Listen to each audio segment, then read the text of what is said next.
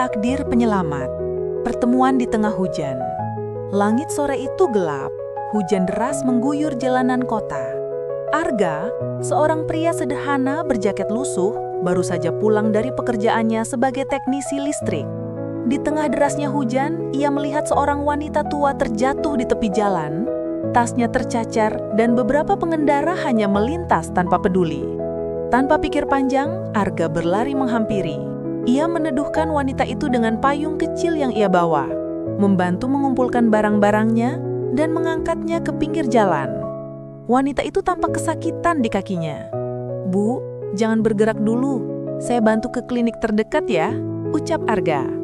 Dengan motor tuanya, ia mengantar wanita itu ke klinik. Setelah diperiksa, dokter mengatakan kaki wanita itu terkilir.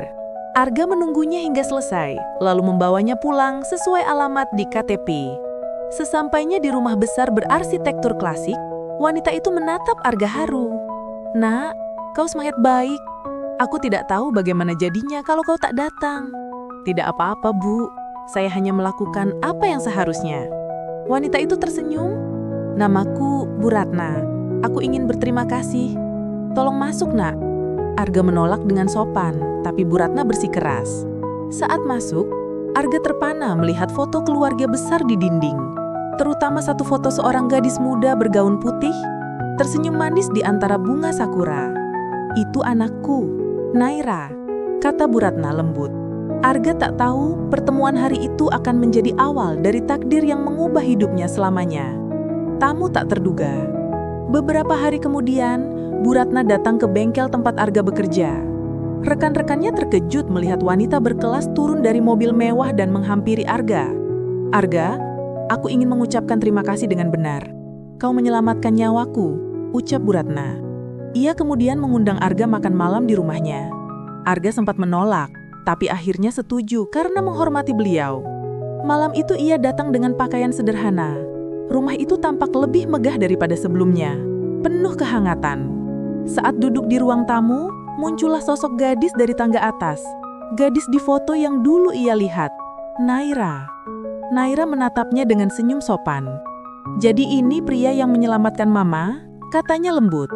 Arga gugup, tapi menjawab dengan tenang. Makan malam berlangsung hangat. Bu Ratna tampak bahagia melihat keduanya berbincang. Namun setelah Naira pergi ke kamarnya, Bu Ratna menatap Arga dengan tatapan serius. "Arga, aku tahu ini mungkin terdengar aneh. Tapi aku percaya Tuhan mempertemukan kita bukan kebetulan. Aku ingin mengenalmu lebih dalam. Siapa tahu, kau bisa jadi bagian dari keluarga kami." Arga tertengung. Ia tak tahu apa maksud kalimat itu. Tapi dalam hatinya, sesuatu mulai bergetar. Antara rasa hormat, takjub, dan tanda tanya besar. Antara dunia yang berbeda. Sejak makan malam itu, Arga mulai sering datang ke rumah Bu Ratna. Ia memperbaiki beberapa peralatan listrik yang rusak, menemani Bu Ratna berbincang, dan kadang bertemu Naira, yang tampak sibuk bekerja sebagai desainer interior. Namun, perbedaan sosial mereka sangat jelas. Arga hanyalah pria sederhana dengan motor tua. Sementara Naira berasal dari keluarga terpandang. Suatu sore, saat hujan turun lagi, Naira menghampiri Arga yang sedang memperbaiki lampu taman. "Kau selalu bekerja dengan tekun ya?" ujarnya sambil tersenyum. Arga tersenyum kikuk. "Sudah biasa, Mbak. Kalau tidak bekerja, saya tidak bisa bayar kontrakan." Ucapan itu membuat Naira terdiam. Ada kekaguman yang tumbuh diam-diam dalam hatinya. Ia mulai melihat Arga bukan sekedar pria biasa. Namun malam itu, Bu Ratna memanggil Naira ke ruang kerja. "Naira, Mama ingin bicara serius. Kau tahu pria yang menolong Mama waktu itu?" "Iya, Arga ya?" Bu Ratna menatapnya dalam. "Mama ingin menjodohkanmu dengan dia." Naira terkejut. "Apa? Mama bercanda kan? Kita bahkan baru mengenalnya." Bu Ratna menggelang lembut.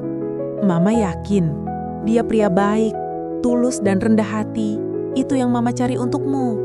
Naira hanya terdiam. Ia menatap hujan di luar jendela, dan hatinya mulai berbimbang. Penolakan yang lembut.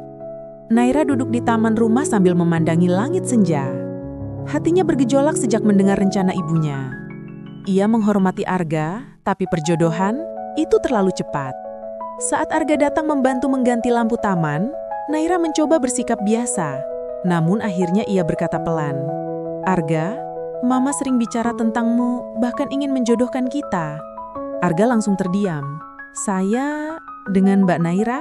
Ah, itu pasti hanya candaan." Naira menatapnya serius. "Mama tidak bercanda." Arga tersenyum getir. "Saya orang biasa, Mbak. Tak pantas berdampingan dengan keluarga seperti kalian." Ucapan itu membuat Naira terdiam. Ada rasa haru sekaligus kagum atas kerendahan hati Arga. Malam itu, Bu Ratna memanggilnya lagi. "Nak, jangan menolak dulu. Aku melihat ketulusan di matamu. Itu lebih berharga dari harta." Arga menunduk, bingung harus berkata apa. Ia tahu dirinya tak layak. Tapi dalam hatinya, ada rasa yang mulai tumbuh. Rasa yang membuatnya sulit tidur malam itu. Hati yang mulai terbuka. Hari demi hari berlalu. Arga masih sering datang ke rumah Bu Ratno untuk membantu. Kadang ia berbincang singkat dengan Naira, membahas hal-hal sederhana, bunga, hujan, bahkan makanan favorit. Lama-lama, kehangatan itu tumbuh menjadi sesuatu yang sulit dijelaskan. Naira mulai menantikan kedatangannya, meski ia sendiri tak mau mengakuinya. Suatu sore, Naira tanpa sengaja melihat Arga memberi makan anak-anak jalanan di depan bengkel. Hatinya tersentuh. Ia tersenyum tanpa sadar. "Mungkin Mama benar," gumamnya. "Orang seperti dia langka." Malam itu ia berbicara pada ibunya. "Ma, kalau aku mulai menyukai Arga, apakah itu salah?" Bu Ratna menatap lembut. "Cinta tak pernah salah, Nak. Kadang Tuhan memilih jalan yang tak kita duga." Naira menunduk malu. Ia mulai membuka hatinya, perlahan tapi pasti, kepada pria sederhana yang pernah menolong ibunya di tengah hujan.